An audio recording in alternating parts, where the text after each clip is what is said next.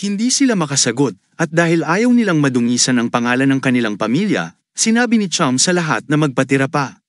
At ganoon nga, tinanggal ni Kane ang isa sa kanyang mga lalamunan nang hindi nagdusa ng anumang pinsala. Pagkalipas ng 4 na araw, sa isang partikular na dagat, isang barko ang inatake ng mga pirata. Nag-anunsyo ang mga pirata na mula ngayon, ang barko ay pag-aari na ng Sarawak J, at kung gusto nilang mabuhay, dapat nilang ibaba ang lahat ng kanilang kargo.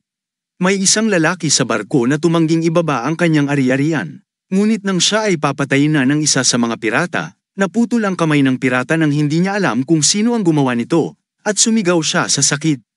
Dumating ang leader ng pirata, hindi alam kung ano ang nangyayari, ngunit nang tingnan nila, nakita nila, ang isang babae na pinutol ang braso ng isa sa kanilang mga kasamahan. Maganda at kaakit-akit ang babae, kaya naisip ng leader ng pirata na maaaring siya ay maging kandidato para maging asawa. Sinabi ng leader ng pirata sa babae, na siya si So Yang Han, mukhang may alam kang martial arts. Ano ang pangalan mo? Magiging maganda kung galing ka sa isang kilalang pamilya para makakuha kami ng magandang ransom. Sinabi ng babae sa kanya na walang pakinabang sa kanya ang malaman ang kanyang pangalan. Dahil magtatapos lang silang lahat bilang pagkain ng isda ngayong araw, nagtawanan ang mga pirata sa kanyang biro. Sinabi ng babae kay So Young na mula nang ipakilala niya ang sarili niya, magalang lang na sumagot din siya ng kanyang pangalan, ngunit dapat niyang tandaan ito ng mabuti, kahit sa kabilang buhay. Sinabi niya na ang pangalan niya ay Lee Ji Chong, at pagkatapos sabihin ito, lahat ng pirata ay sumugod upang atakihin siya. Makalipas ang ilang oras sa Yongzhou, nakaupo si Taeyong at Kane sa isang upuan kasama ang iba pang mga tao. Nakita ni Taeyong na litong-lito si Kane habang tumitingin-tingin sa paligid, kaya siya ay natawa. Tinanong ni Kane kung bakit siya natatawa. Sumagot si Taeyong na para sa isang taga-bukid na tulad niya, dapat ay nakakapanibago para sa kanya na makakita ng lungsod na kilala bilang Yangju, ang puso sa ilalim ng langit. Medyo nagalit si Kane, kaya't inaktiba niya ang restriksyon na inilagay kay Taeyong, na nagdulot ng sakit kay Taeyong. Sinabi ni Taeyong na itigil na ni Kane yun dahil nagbibiro lang siya.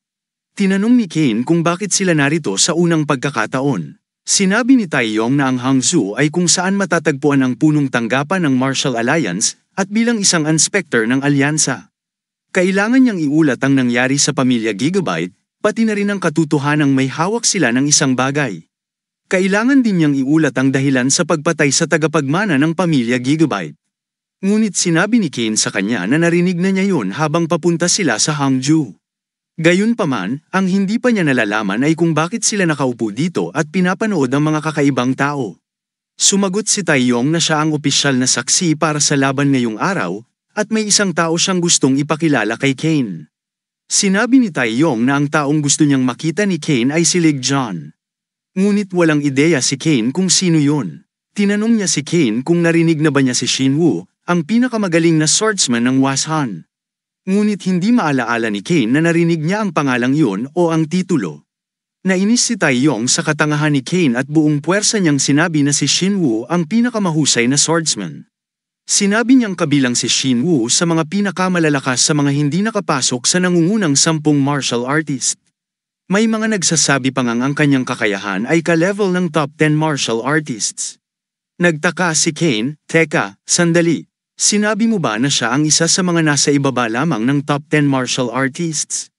Sumagot si Taeyong, syempre, ang matandang Shin Woo ay isa lamang malakas na tao sa nakaraan. Sinabi ni Kane, naiintindihan ko, Master, pakiusap, kumalma ka. Umupo si Taeyong. Sinabi niya kay Kane na si Shin Woo ang master ng isang disipulo na pinalaki niya ng buong sipag, at siya ang magiging hinaharap ng Washan. Maaaring maging kakumpetensya niya ito kapag dumating ang oras na kailangan niyang makipagkumpetensya para sa isang pwesto sa top 10 martial artists. Bilang susunod na henerasyon, ngumiti si Kane at sinabi sa kanyang sarili na tatandaan niya ang pangalang Lee Ji Chong. Sa parehong oras, lumapit ang kakaibang tao sa arena sa kanila. Binati niya si Inspector Taeyong. Sinabi niya kay Taeyong na kung papayagan siya, nais niyang haminin ng disipulo nito sa isang laban. Ang mga taong tulad nito ay parang mga side character lang, o sabihin natin, wala silang halaga. Iniisip nilang sila ang pinakamalakas at laging namamatay sa pinakabobong paraan. Biglang may isang taong dumating na mabilis na bumulong kay Taeyong. Sinabi ng tao kay Taeyong na ang orihinal na kalaban ni Lee Ji-chong ay nahuli, at dahil napapagod na ang mga bisita sa paghihintay para sa laban, mas mainam na simulan na ang laban nang walang masyadong isipin. Pinayagan ni Taeyong ang laban, at ganoon nagsimula si Kane sa arena. Sinabi ni Kane sa kalaban na baka siya mapahamak kung dalawang laban ang kanyang lalabanan ng sunod-sunod. Sinabi ng kalaban ni Kane na wala yung halaga. Isa sa alang-alang niya ang laban kay Kane bilang isang warm-up lamang. Medyo nainis si Kane dahil sa sinabi ng kalaban. Sinabi ni Taeyong sa kanyang sarili na ang pangalan ng lalaki ay John Gong, at siya ang top disciple ng Dark Spirit Huygon, at ngayon ay isang disipulo na kabilang sa top 10 martial artists ang makakalaban ng disipulo niya. Kung manalo si Kane, tataas ang kanyang reputasyon, ngunit may pakiramdam si Taeyong na tila gusto niyang tumakas mula sa sitwasyon. Sinabi ni Kane kay Gong na sisiguraduhin niyang hindi siya masasaktan dahil warm-up lang ito, ngunit sinabi ni Gong na bagamat iniisip niyang warm-up lang ito, hindi siya magiging mabait dahil hindi niya alam kung paano lumaban nang hindi pumapatay. Pagkatapos ay inaktiba niya ang kanyang kalasag na siyang sandata niya. Sa parehong oras, handa na si Kane na pagsisihin niya ang kanyang mga salita. Kaya't nang tumunog na ang tambol sa kanilang laban, agad na sumugod si Gong, ngunit si Kane ay abala sa paggawa ng kakaibang posture. Nagtawanan ang mga manunood sa kanya dahil sa paggawa ng ganoong katawa-tawang posture. Tawa sila ng tawa at nilalay siya sa pagiging disipulo ni Taeyong. Pati si Taeyong mismo ay medyo nainis. Hindi siya makapaniwala na nagawang harangan ni Kane at umiwas sa mga galaw ni Gong gamit ang ganoong bagal na posture. Ngunit sinabi niya sa kanyang sarili na kung sakaling magtagumpay si Gong. Sinabi ni Gong sa kanyang sarili na narinig niyang bago lang si Kane sa martial world at nalumunok siya ng blood demon essence. Kaya't nagpa siya si Gong na siguraduhing magbayad si Kane para sa pagiging padalos-dalos na pagpasok sa martial world nang walang sapat na kasanayan. Pagkatapos ay sumugod si Gong upang atakihin si Kane na may intensyong patayin siya. Nagulat ang mga manunood na tila talagang intensyon ni Gong na patayin si Kane kahit na warm-up match lang ito. At nang ilapat niya ang kanyang ulo, akala niya ay matagumpay na niyang naibagsak si Kane. Pero sa kanyang gulat, naiwasan ni Kane ang kanyang atake sa pamamagitan ng pagtalon sa hangin. Hindi makapaniwala ang mga manunood, ngunit inaasahan na ni Taeyong na hindi matatalo si Kane. Walang kaalaman si Ma Gong kung ano ang nangyayari o kung paano naiwasan ni Kane ang kanyang atake. Si Kane ay tila nagtatangkang ipakita ang kawalang interes sa laban habang nangungulmot. Sinabi niya kay Ma Gong na mabagal siya at mukhang ang mga gamit niya ay tila para lamang sa pangungulangot, ngunit sa halip na magalit, ngumiti si Madam dahil naalala niya ang itinuturo ng kanyang guro. Sinabi ng kanyang guro na kahit nasa pangangaso ng kuneho, ang isang hayop ay laging nagbibigay ng laban. Sinabi niya kay Kane na hindi masama, ngunit sa pagkakataong ito, kailangan niyang ibigay ang lahat kung nais niyang mabuhay laban sa kanya. Ngunit tiwala si Kane na kung ibibigay niya ang lahat, ang kanyang buhay ay nasa panganib. Ipinagana ni Madam ang kanyang claw, at sinabi kay Kane na tumigil sa pagsasalita at seryosohin ang laban, kaya't nag-charge siya upang umatake, ngunit nagawa ni Kane na iwasan ang kanyang pagsalakay kahit na nagulat siya sa pangalawang pagkakataon na muli siyang nakatakas. Pero sa pagkakataong ito, tapos na ang kanyang mga atake. Naglunsad siya ng maraming atake at tiwala siyang hindi makakaligtas si Kane, ngunit hindi pa rin sigurado ang kanyang pag-atake kay Kane. Nagulat ang mga manunood sa bilis ng kanyang paggalaw. Hindi nila alam kung naiwasan ni Kane ang mga atake o kung tinamaan siya. Ngunit dahil patuloy siyang gumagalaw, nangangahulugan ito na naiwasan niya ang mga atake. Bagaman naiwasan ni Kane ang mga atake, nagalit siya dahil ang tao ay hindi dumating para sa isang laban kundi patayin na din siya. Dumating na si Madam sa punto na nahirapan na siya, at nagtaka siya kung anong uri ng pagsasanay ang pinagdaanan ni Kane upang maging kasing bilis nito. Ngunit habang si Kane ay papalapit na sa huling suntok, tinawag silang huminto. Huminto sila agad habang ang kanilang mga atake ay malapit nang tumama sa pinakamahinang bahagi ng kanilang katawan, at natapos ang kanilang laban sa kalagitnaan. Dahil dumating na si Lee Ji-chong, ang tunay na kalaban. Humingi siya ng tawad sa pagiging huli habang mukhang magulo at may dugo sa kanyang katawan. Nagulat si Taeyong at ang mga manunood nang makita siya. Sa parehong oras, sinabi ng isang tagapagsuri sa arena kay Kane na siya ay napakapalad na baguhan. Ngunit sinabi ni Kane na hindi ito maganda para sa kanya. Naguguluhan si Madam sa ibig sabihin ni Kane, ngunit tumugon siya. Ang isa sa mga tagapagsuri sa arena ay agad na lumapit kay Ji Chong. Tinanong siya ng mga mandirigma kung siya ay okay dahil sa dugo sa kanyang katawan. Ngunit sinabi niya na ang dugo ay hindi kanya at mula sa mga bandido na nakasalubong niya sa kanyang pagdating. At ang kanilang leader ay isang lalaking nagngangalang So Young-han. Nagulat ang lahat nang marinig ang pangalang So Young-han. Hindi makapaniwala na napatay niya ang master ng Zhanggang Waterway. Pati si Taeyong ay nagulat dahil maaaring isang malupit na bandido si So Young, ngunit sinasabi na ang kanyang kasanayan ay sapat upang makuha ang atensyon ng mga master. Ngunit sinabi ni Kane kay Taeyong na interesado siyang malaman ng lalaki, kaya't dapat niyang itago ang kanyang paliwanag. Nagalit si Taeyong dahil sa kakulangan ng wastong pag-uugali ni Kane. Nagsimula ang laban ni Madam at Lee Ji Chong. Nagsalita si Madam na parang ang kanyang anak ay talagang nahulog. Gaano ba sila kadesperado upang ipusta ang hinaharap ng kanilang sekta sa isang simpleng babae? Halos nagpapakita siya ng pansin sa kanyang magandang mukha, ngunit sisiguraduhin niyang ang ganitong kagandahan ay mabagsak sa kanyang mga kamay. Walang galaw sa loob ng ilang segundo, kaya't nagpa siya si Ji Chong na umatake muna. Nagsimula siyang magsagawa ng mga galaw ng sayaw upang maghanda para sa isang teknika sa labanan. Palaging may mga tao na nagugulat sa mga sayaw, ngunit hindi ako. Nagulat si Taeyong na makita na nagsisimula siya sa 24 na galaw ng Plum Blossom Sword Technique. Kaya't nagsimulang ipaliwanag niya kay Kane na sa kanyang tuktok, ang pamumulaklak nito ay parang plum blossoms. Ngunit sinabi ni Kane, pwede bang tumigil ka? Alam ko na yon. Nagpatuloy si Ji Chong sa kanyang walang tigil na galaw, ngunit may ilang mga galaw na kinakailangan si Madam na agad na umatake. Dahil hindi niya matiis na maghintay para matapos ang paghahanda ni Ji Chong, inilunsad ni Madam ang maraming suntok ng napakabilis, ngunit nagawa pa rin ni Ji Chong na iwasan ang mga ito kahit na nahihirapan siya sa pag-block. Nagulat ang mga manunood nang makita na naitulak pabalik si Ji Chong, habang si Madam ay ngumiti.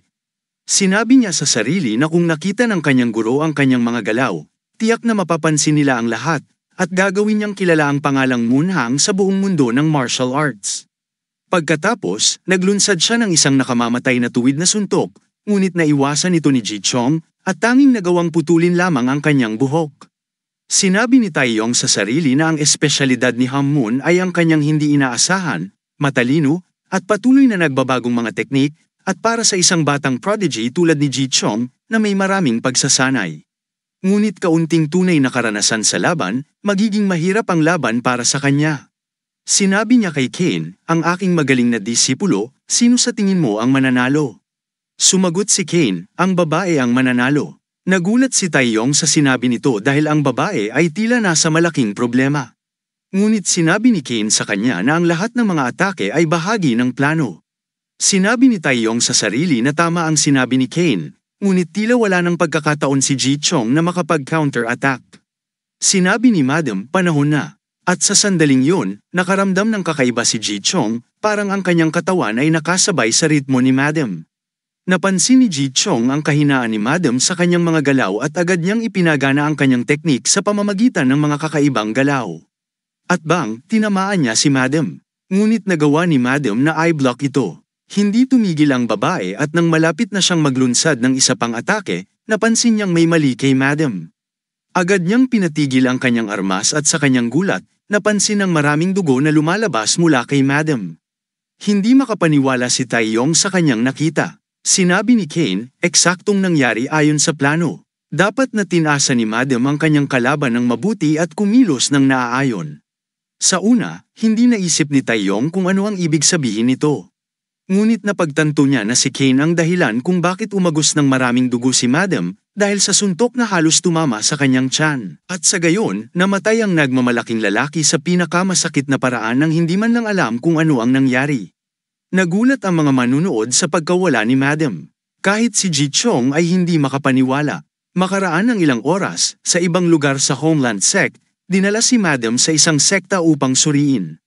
Sinabi ng kanyang guro na alisin ang takip mula sa kanyang katawan upang makita ang sanhi ng kanyang pagkamatay. Ginawa nila ang mga tagubili ng kanilang master na suriin ang kanyang pagkamatay. At nang alisin ang takip, nakita ng guro na may butas sa kanyang katawan. Hinawakan niya si Madam sa kanyang noo at tinanong sila kung ano ang sanhi ng kanyang pagkamatay.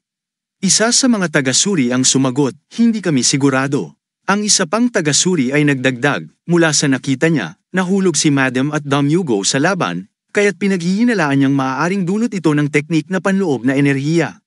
Tinanong ng lalaki kung ginamit ba ni Madam ang panloob na enerhiya, ngunit nagulat ang taga-suri. Ang lalaki ay talagang nagalit, ngunit kumalma siya. Sinabi niya sa mga taga-suri na tiyakin na walang detalye ang mawawala sa mga kaayusan ng libing. Sumagot sila ng oo. Habang ang lalaki ay papalabas, sinabi niya sa sarili na si Madam ay nasa napakahina na estado at dapat ay makakaharap siya ng sinuman sa tunay na laban, ngunit natalo siya sa isang baguhan mula sa Zanggang. At higit pa rito, siya ay napatumba dahil sa panloob na enerhiya. Talagang nagalit siya sa sarili, sinaktan ng mga pader gamit ang kanyang mga kamay. Hindi siya makapaniwala na naabot ng anak niya ang ganoon. Sa parehong gabi, sa Miriam Alliance, nagkaroon ng pag-uusap sina Taeyong at Kane. Sinabi ni Kane kay Taeyong na ang pagkamatay ay maaaring mangyari sa mga laban. Sinabi niya kay Taeyong na huwag magkunwari na nag-aalala siya sa pagkamatay ni Madam dahil hindi ito bagay sa kanya. Ngunit sa kabila nito, hindi niya inaasahan ang pagkamatay na yun dahil ang layunin ng laban ay upang maiwasan ang mga insidente sa pamamagitan ng pagpapalaban lamang sa mga senior na disipulo mula sa bawat sekta upang maiwasan ang mga aksidente. Ngunit sinabi ni Madam na kung hindi siya napatay, tiyak na mapapabagsak si So Chong. Sinabi ni Taeyong na kahit ano. Sinabi niya kay Kane na huwag maging padalos-dalos, lalo na't ang atmosfera ay tensyonado. Sabi ni Kane, bakit ko gagawin yun? Hindi agad sumagot si Taeyong, ngunit sinabi niya kay Kane na dahil masyado siyang malakas. Kahit siya ay hindi nais aminin yun. Sinabi ni Taeyong na masyadong namumukod-tangi si Kane. Tumingin si Kane sa kanya at tinanong, ikaw ba ang nagmamasid at naglalaro bilang master? Hindi makapaniwala si Taeyong sa kanyang narinig. Tumayo si Kane at sinabi kay Taeyong na huwag siyang mag-overstep at ayusin ang kanyang sariling mga bagay. At umalis siya, ngunit habang siya ay umaalis, pinasalamatan niya si Taeyong. Naguguluhan si Taeyong sa kanyang sarili dahil hindi niya alam kung bakit siya nag-aalala kay Kane. Sinabi niya sa sarili na mabuti pang mamatay na lang si Kane. Sa ibang eksena sa loob ng Martial Arts Alliance Banquet Hall, habang ang lahat ay nasisiyahan, si Ju Xiong ay umalis ng hall. Hindi siya nasiyahan sa kanyang tagumpay laban kay Madam dahil alam niyang hindi siya namatay dahil sa kanyang atake.